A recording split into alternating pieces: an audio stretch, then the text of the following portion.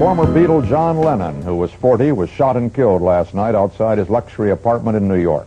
The alleged killer is an unemployed security guard and printer who had lived in Hawaii. Ole, in the music biz, there's a lot to do about false flag assassinations.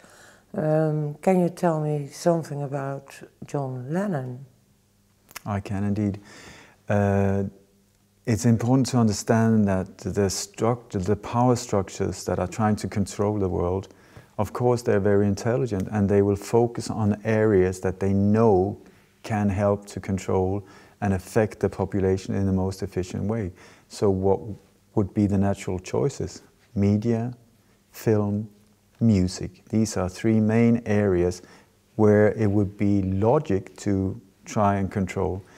And I would suggest, like many other researchers, that they have really hijacked these areas, and that many of the groups and so on that have played a very important role through music have actually been manipulated to play with our minds and direct our attention in a certain way, or direct the nation's attention in a certain way, and so on. And the Beatles is one group where many researchers have put major question marks around a lot of it. I loved the music, so I've been shocked many times along the way of finding out, whoa, another what the hell and what around the Beatles. And many other groups as well, it's not only the Beatles. John Lennon, why was he killed? Major question mark. There are several different theories, but what I can tell you is how he was killed. The official story is that there was a young lone crazy guy. We're back to the lone crazy guy. They always wanted to be a lone crazy guy because alone, then by law, there's no conspiracy, no planning. He was alone. And crazy, the reason why they want him crazy or mentally weak is that then there was no motive. He was just crazy, and he went up and he shot the guy. No motive, no nothing, thank you. And if that guy is put away or shot dead on sight, then thank you, case closed, and go home, go back to sleep. That's how they want it. These patsies, some of them have been mind controlled. This can be hard for some people to accept, but there is such a thing as mind control to a certain extent. This is something that has been developed from the 50s and onwards, when it started with operations like MK Ultra and these type that have been quite famous through films and so on also, where you can control a patsy. I would suggest that the people that have been controlled most of the times are not the ones that carry out the assassination itself. They're only there to take the fall for it. The assassinations themselves are carried out by professionals. People that are good at killing. And what they often do is an ambush with several shooters to make sure that the victim is dead. Then the team gets out of there very quickly and the patsy stays behind and gets taken. So what happened this day, it said that Mark Chapman, the lone weird guy, was obsessed with John Lennon, and that he wanted to he was standing outside the Dakota building in New York the whole day waiting for John to come and give him a signature. He spoke to him once and so on, but John was just in the process of getting back into his career. John Lennon was a person that was a troublemaker. J. Edgar Hoover hated him, the chief of the FBI. They had him under total surveillance, and he was hated by the power structure, because he was the one who said, stay in bed instead of going to war, make babies instead of killing, these type of things. And people were listening. This is the thing, when you are so popular, you become a danger because millions of people will listen to you. He was one of them. And he was just in the process, after several years of having taken care of his kids and having lived a quite anonymous life, he was on the way back to get on the global stage, to do a tour around and release his first album together with Yoko Ono. They were just in the process of finishing the album. They came home in a limo and stopped outside the Dakota building. Yoko got out first. Mark Chapman, the alleged killer, was standing to the right of the limo on the pavement waiting. Yoko got out, John followed. They passed Chapman, and Yoko Ono was walking like 5-6 meters ahead of Lennon. When he entered into the entrance, the building is a very, very bizarre building. It was there actually that they filmed Rosemary's Baby, this horror movie. It was in that movie. But you come in and it's there's a big open gateway. Then the entrance is further in near the back. There's like a center open garden type of thing. There into the right, and there's the entrance into the building. Yoko Ono went, John followed, and when he was halfway in, a series of shots were fired. John went down, started crawling in towards the entrance. Yoko Ono comes out screaming, He's then taken to hospital and dead on arrival because he was hit by multiple shots. So you look at the crime scene. All the shots fired hit him straight from the left. I mean, some of them were so close that the doctors thought that it was one shot, but it turned out that there was two bullet holes. It was that close. So Mark Chapman was standing behind and to the right, several meters away, and all the shots were fired more or less point blank from the left. So in my simple mind, I would think the shooter must have been standing to the left, not several meters behind and to the right. So who was there that evening? And this specific evening, there was a doorman that worked extra there. A nice-looking gentleman in his early 70s, late 60s, glasses, the whole uniform, and things like that. He was standing there when the shots were fired. There was also a person nearby, a repair guy. He was also in that area where the shots were fired from. So who was this guy? He disappeared very early. If you hear there are some interviews of witnesses that saw it happen, and one of the first one I ever heard was Lennon was arguing with a doorman. He was arguing with a doorman, was what this witness said. She disappeared. I've never heard of her after that. So the doorman is this person that I focused on, and after some years there were other researchers also that found out that this man used to work for the CIA. Okay, what are the chances? Here we're looking at somebody who's working extra. So I managed to identify him as well as others did as well. His name was José Perdomo. José Perdomo. And this man for 10 years was one of the highest ranking officer in an ultra-secret hit team called Operation 40 under the direct control of George Bush Sr. during his whole career. What are the chances of one of the absolute most skillful assassins in the USA, standing exactly in the position where the shots were fired, and him not being the guilty one? In my opinion, the shooter's name, José Perdomo. The handyman, according to some witnesses, says that this is a serial killer that has been used to clear out many. They say that he even got a list of 1,000 hits. His name is Clyde Forshaw. He lives in Toronto to this very day. He was the second shooter because they very rarely rely on only one shooter in these operations. They have multiple shooters to make sure that the operation is successful. The repairman took off, the doorman was there standing looking very nice and so on. They say that he went over and grabbed the gun from Chapman. I would say put the gun in Chapman's grip so that the prints were from his hands, and then shouted to him, "Do you know what you did? You just shot Lennon." And when you know how mind control works and so on, sometimes these are the trigger phrases to get the person who are in your control into a certain state. What happened when he said, "You just shot Lennon," he went into like a zombie state and was just standing there waiting to be picked up by the police. Then the autopsy report, these type of things, disappeared. It's very, very, I've never been able to find the official papers of the autopsy itself and so on. And strange things around his ashes, he was burnt very, very quickly and so on. So a very, very suspicious murder, to say the least. And Chapman, absolutely innocent. Even though he tells the story about how he did it. But that's part of the mind control. They're being prepared beforehand with a story that is being told. So you will hear when he tells the story, it's almost like a tape recording, repeating the same.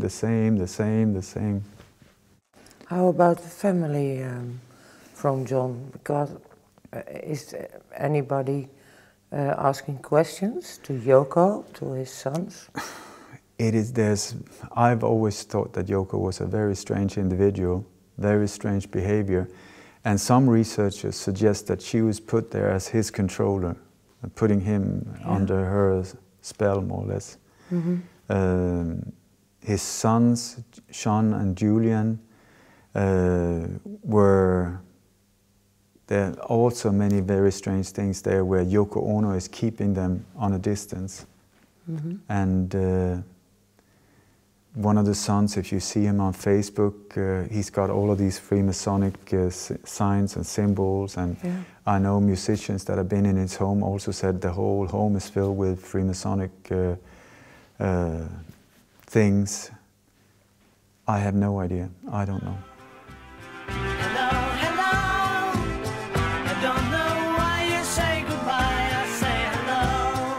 The Beatles, the strange story about Paul McCartney. Is he still alive? Is it another Paul McCartney?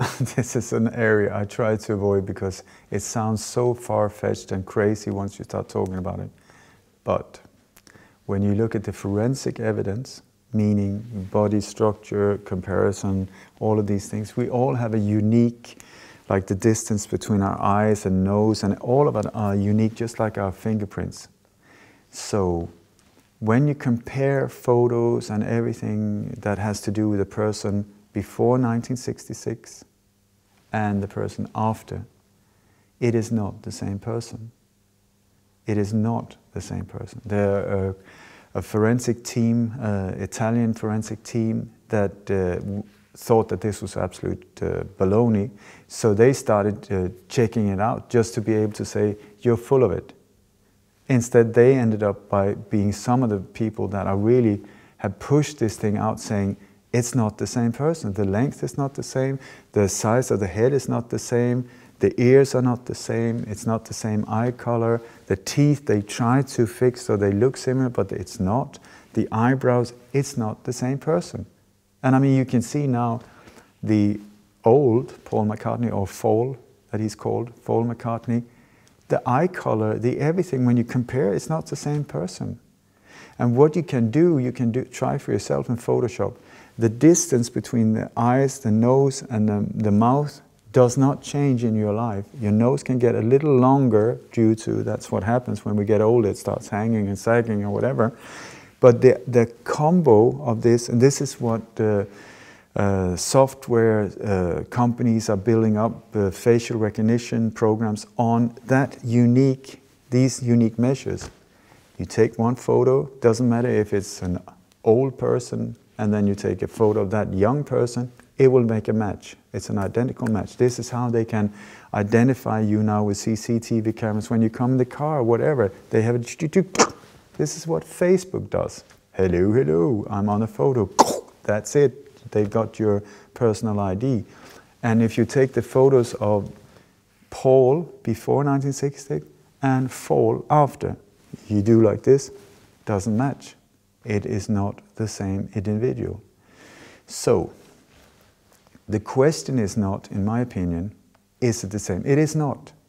And you will hear in his writing, in his interviews and so on, he often speaks about himself as in two persons, almost like he was totally schizophrenic. It's not really to do with anything like that. It's the personal problem Paul had, which was not actually his problem, it was mine and Ringo, because of what the history should show.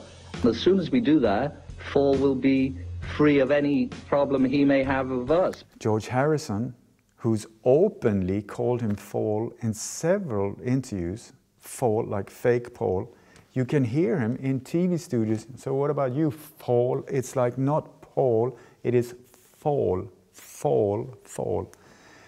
There's super many clues in the Sgt. Pepper covers, the songs, all referrals to this whole thing. I mean, people have spent so many years decoding this whole thing. It's not an area that I know so much about, so I leave it.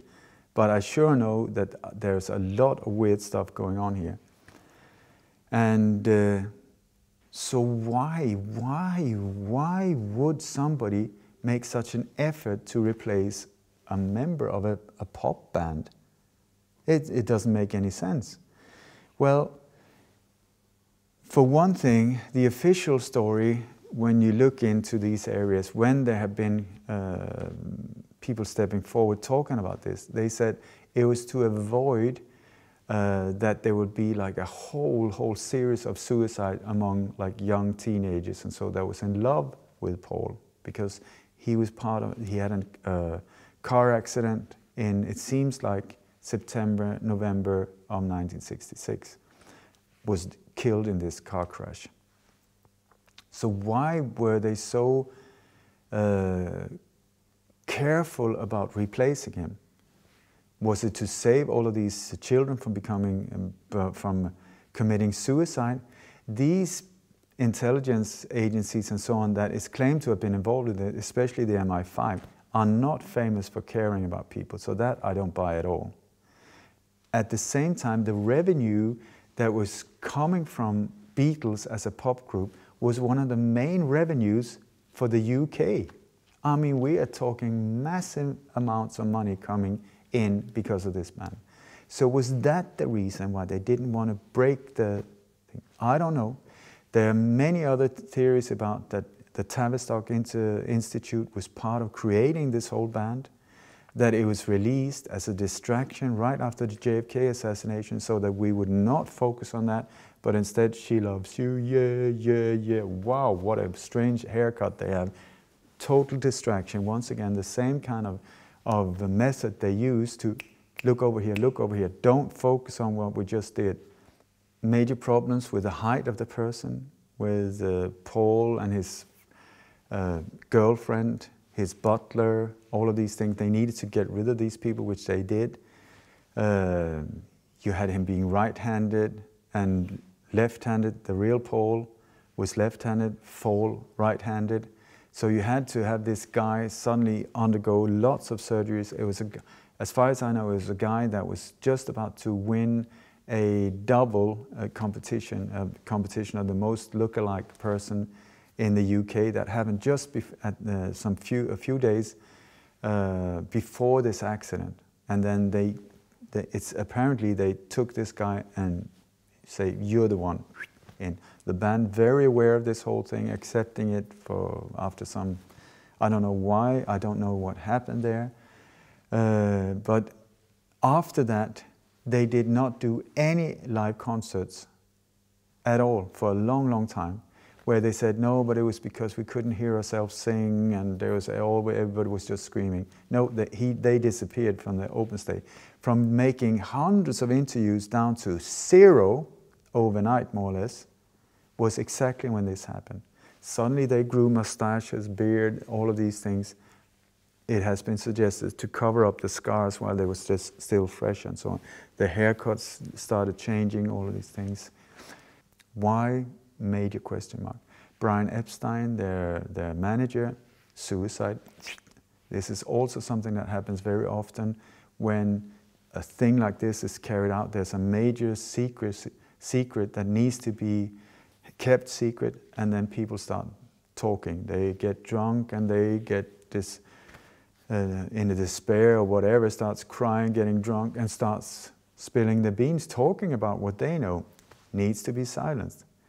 Many other members of bands around them, it's, I mean, The Who, the Rolling Stones and so on, they, according to inside sources, have been very aware of this from day one.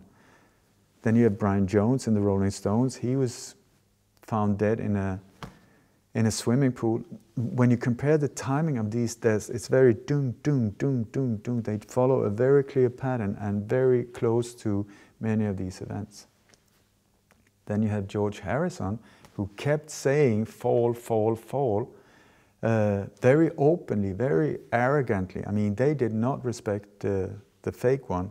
And many of John Lennon's lyrics was quite aggressive against him because he was missing his old friend. It is said that just 1 week before John Lennon died, that he called, I think it was George Harrison, saying, "I've had enough, I'm going to go out open with it, I'm going to talk about it." And then boom, he was eliminated. Then George Harrison, I think it was in 1999, was almost stabbed to death in his own home, whereas a lone crazy guy, once again, bypassed all security, ended up in his bedroom, stabbing him, almost killing him, freaking him out. And then he died a few years later of cancer. Cancer is another bioweapon that is being used many times. Not claiming that it was that killed him. I'm just saying it could very well have been. When they failed to shut him up there, he was exposed to a bioweapon, and then he was silenced. You have George Martin, the producer of the Beatles. He has sort of like on his royal emblem, because he became a knight, so he could make his own like. He's got 3 Beatles, not 4 Beatles on it, you know, and. Ringo Starr is said to have said a while ago, "I'm the last alive Beatle," while Paul McCartney is still there. When Paul McCartney was playing at the Roskilde Festival in Denmark last year, in the newspapers, the mainstream newspaper, they said, "Well, he wasn't good at all, and by the way, you should claim to get your money back because it was not the real one." Then there's a whole, there are different cases where about children that is claimed to have been Pauls, and where with the mother of the child and the child have been trying to prove that they were the child of Paul McCartney, where Paul has totally refused to give DNA or blood and so on. His partner also, there was a woman he was married to that went out big time saying there's this massive, massive secret. They're gonna kill me if I tell them. I'm under all of these, I'm being threatened, I'm all of these things. And Heather Mills is her name. Then it came to a point where suddenly she was paid off, it seems like a massive amount of money, and then everything went quiet again. So what massive secret could that have been? It is a strange thing. Now, if you can just look at the eye color of the current Paul McCartney compared to that, it's not the same. It's not the same face, not the same eye colors. And compare the length. Also, one time he went to, I believe he went to Japan, and he was taken for some, I think he had been taken for some drugs, marijuana, in one time he's been there before to Japan. And then he was back again with the wings. I'm not really sure about these details now, so sorry if it's wrong. But he went back, he returned to Japan and was taken into custody for some reason. When they took the fingerprints, they found out it's not the same guy. It's not the same fingerprints. So there was a big thing around this whole thing. And lots of rumors about him being dead from '66 and onwards. Lots, on radio, on TV, he's even been on David Letterman talking about these things. Toward the end of the '60s, is that when the rumors about you being dead surfaced? Do you remember that? Do you remember how that started? What were your feelings about that? What happened? Yeah, my feeling. Did you hear a story about their popularity in the '60s about the LSD and the CIA? There's a lot of evidence showing that the whole rock movement was coordinated by military intelligence in the background, pumping in drugs, pumping in LSD and these things, where one of the centers was Laurel Canyon, just outside Los Angeles, where loads of people that couldn't even play was drawn to this tiny little village or along this winding mountain road where just a few houses, not a lot of people up there. All of them was drawn into, like, around the Frank Zappa house. Many of these Crosby, Stills and Nash, the Monkees, the Joni Mitchell, but many of them were drawn, and like they couldn't play or anything. Like the Doors, they were not hardly musicians. They came, pulled in there like an invisible magnet that pulled them in at the same time, coming there, not knowing anything, and within months, suddenly they were equipped with guitars, amplifiers, record deals with CBS and other major labels that they were officially up against. They were sort of playing against the system, against authorities, and standing up, you know, let's make a revolution, yeah, backed by CBS. In those days, they couldn't accept anything. And then in the middle of this little Laurel Canyon, there was a massive big CIA secret army base with massive film and recording studios. They produced more films than the whole of Hollywood in these studios there, at the Lookout Mountain, that's what they were called. In the middle of this group that was into drugs and just sex, drugs and rock and roll, and then you had the CIA major in the middle of it all. And more or less all of these artists' parents had some kind of connection with military intelligence. Yeah, that's what I heard. And the flower power came from there. The whole hippie movement started from the same little thing. And then many of the so-called feared serial killers also came from this whole area. Where these, I would suggest, these serial killers also created, many of them, through different horrific methods, but to be part of what was called Operation Chaos, to create fear among us all. So a combination of pumping a whole generation full of LSD and drugs and psychedelic effects and totally get them off track, away, distracted away from trying to stop unjust wars in Vietnam and other places, and become aware of political things, become aware of what was going on, and so instead distracted into drug abuse and flower power, meaningless music and so on. I really want to get in the entertainment branch and the music some other time, because sure. I know there's a lot of things going on. There is. I wish there was not. Nobody would be happier than I if what I say was absolutely without any substance, but unfortunately. Okay. I come back to you. Please do. Say